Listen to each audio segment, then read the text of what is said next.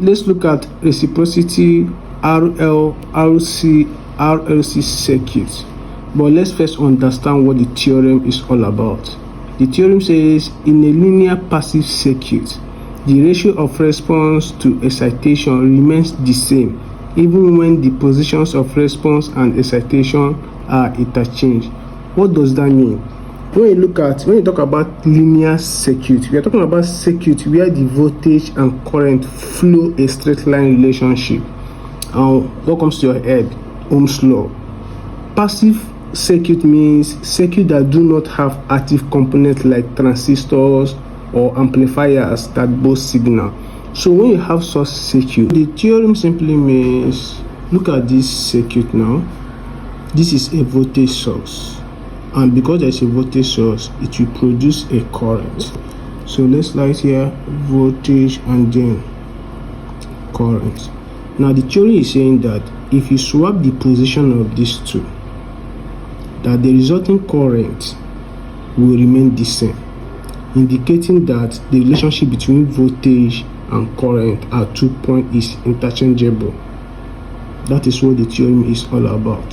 Let's try to illustrate the theorem. Assuming we have this circuit, let's call here branch X and call here branch Y.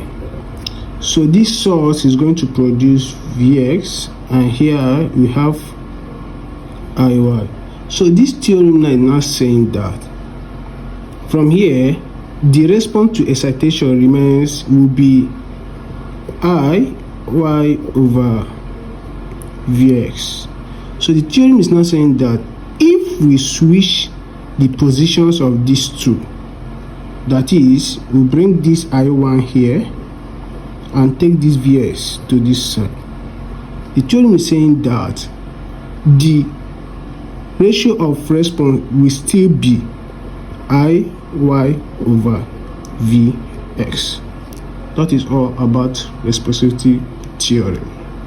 Please solve an example, a very rough sketch. So assuming you have a circuit that has 10 volts here, and then it produces 2 ampere, and over here the circuit has 30 volts, and you're asked to find the current here using reciprocity theorem. What you do is, from here you know that the ratio of response is the current, which is 2 ampere over 10, and here the ratio of response is going to be Iy, which is the current, over 30 volts.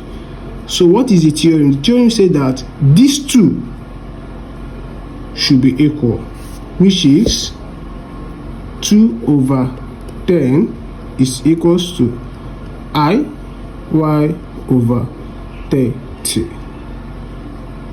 This implies that 30 times 2 is equals to 10 Iy. This is 60 is equals to 10 Iy. So your Iy is equals to 6 ampere. So let's look at the RL circuit. They are simply circuit with resistor and an inductor. Looking at this circuit now, notice that this is a voltage source, and because of this source, current is going to flow. Now this is a resistor, this is an inductor. VR simply means the voltage across the resistor. This is the voltage across the inductor. Now using KVL, which is Kirchhoff's voltage law, you agree that the algebraic sum of the voltage is equals to 0, which means if you are moving like this is a potential rise when you move from negative to positive. So a potential rise minus, we move from positive to negative, so minus the VR minus the VL is equals to 0. This tells you that the total voltage on this circuit is equal to the voltage across the resistor plus the voltage across the inductor. And because they are in series, the current is the same. So from your Ohm's law, you know that V is equals to IR. This is the current and this is the resistance. Now the total voltage in this circuit is going to be the current, the total current times the total opposition, which is what? The impedance. So that is why you have V equals to IZ. So now let's look at our Phasor diagram. But before then, you need to have some things in mind. In Phasor diagram, because we see that the current is the same, so the current will serve as our reference point. So you have this line for the current. So now you need to understand that in the case of a resistor, the voltage is in the same phase with the current. So if this is our current, the voltage being in the same phase with the current, so here we have our VR. That is the voltage across the resistor, VR. And now, in case of the inductor, the voltage leads the current by 90. So the voltage across the inductor leads this one by 90. So this is our VL. And then the total voltage is going to be the sum, the vector sum of these two voltages. So you have your angle here. And to find this, you now do the square root. VL square plus VL square. So this is our Phasor diagram. The same way you can draw your impedance diagram. So for our impedance diagram, I hope you know what impedance is. Impedance simply means the total opposition in the circuit. So for our impedance diagram, this is the opposition on the resistor, which is known as the resistance. This is the opposition on the inductor, which is known as the what? The reactive inductance. And now the total opposition is the impedance, which is here. This is your angle. So to find this impedance, our impedance is equals to this plus JSL. This is your reactive inductance. And your power factor, which is this theta. Power factor is equals to cos theta. So if you know all this, I believe if you understand this part, when we want to address the RLC circuit, it will be easier for us. So let's move to RLC circuit. So from what we've done, this is circuit with a resistor and capacitor. So we call it RLC circuit. So there is a voltage source, and as we explained earlier, the total voltage here is equals to the voltage across the resistor and the voltage across the capacitor. Now, from Ohm's law, like we said before, V is equals to IR. So the total voltage I see the current times the total opposition, which is the impedance. Now let's try to draw our Phasor diagram. As we started, the current are the same, so the current is our reference point. Now the voltage across the resistor is the same phase with the current, which is VR. But now the voltage across the capacitor lags by 90. Remember in the previous one, the voltage across the inductor leads by 90, but here this one lags by 90. So we have voltage across the capacitor here, and our total voltage is this, and you can easily find your angle. So this is our Phasor diagram. We can as well draw our impedance diagram.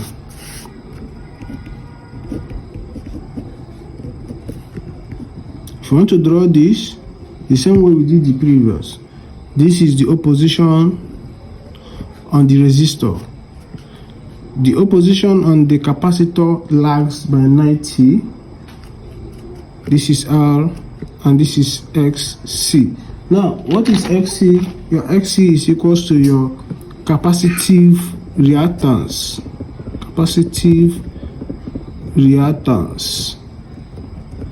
So the sum is your impedance.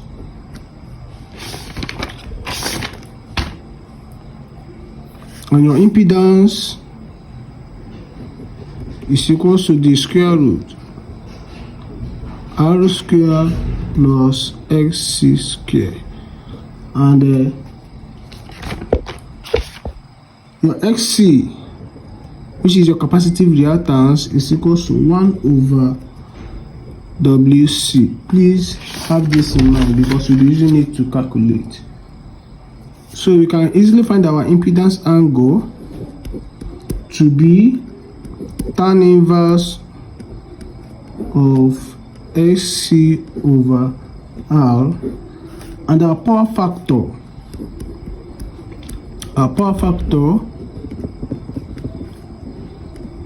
cos theta, which is R over 0. So now we move to the RLC. So now for the RLC circuit, it's just a circuit that has resistor, inductor, and capacitor. Now, looking at the phasor diagram, we have established that because the currents are the same, so the current serves as our reference point. Now, voltage across the inductor leads and voltage across the capacitor lags by 90. So for the circuit, when the VL is greater than the VC, that's what we have here. This becomes our impedance diagram. Impedance diagram. Therefore, when the VL equals, you see that this is SL minus XC. So that the magnitude of our impedance is equals to plus. This is when SL is greater than the SC. So this is, which is also equals to the square root of R square plus SL minus SC all square. Alright, so now we are going to look at an example. So if you have watched to this point, please help us, encourage us to do more videos by just clicking on that subscription button, subscribe and like the channel so that you can proceed. Thank you as you do that. So now let's look at our question. Is calculate the inductive reactance, capacitive reactance, and characteristic impedance of an AC circuit, given that the frequency is 50 Hz, resistance is 10 ohm, inductance is 0.5 Henry, and capacitance is 20 microfarad. So the first thing you do is to write your solution. So let's try to write out our parameters. So the frequency is given 50 Hz. We have our resistance to be 10 ohms, inductance to be 0.5 H, and then our capacitance to be 20 microfarad, which is the same as 20 times 10 raised to the power minus 6 farad. So what were we asked to find? The first one is calculate the inductive reactance. So we are going to find our inductive reactance, which is SL, and this is equals to omega L, which is 2 pi FL, which is equals to 2 pi times 50 times 0.5. So Punch this, you're going to have 157.1 ohm. The second question is, you should find your what? Capacitive reactance. And capacitive reactance, the symbol is XC, which is equals to 1 over WC, omega C. And this is 1 over 2 pi FC, which is 1 over 2 pi times 50, which is our F, times 20 times 10 raised to the power minus 6. When you punch this, your answer will be 159.1 omega. So the third question we are asked to find is what? Where is it? Characteristic impedance. So, which is the impedance? And we already know that the magnitude is R squared plus Dx squared. So you have to make sure that your SL and your XC, that the answers are correct. If not, your impedance answer is going to be wrong too. So once you do it, 10 squared plus 157.1 minus 159.1 all squared. If I punch, your answer is going to be 10.2 ohms. I know you have not subscribed, I just know. So please kindly go back, subscribe, like, share and comment. See you in our next video. Thank you.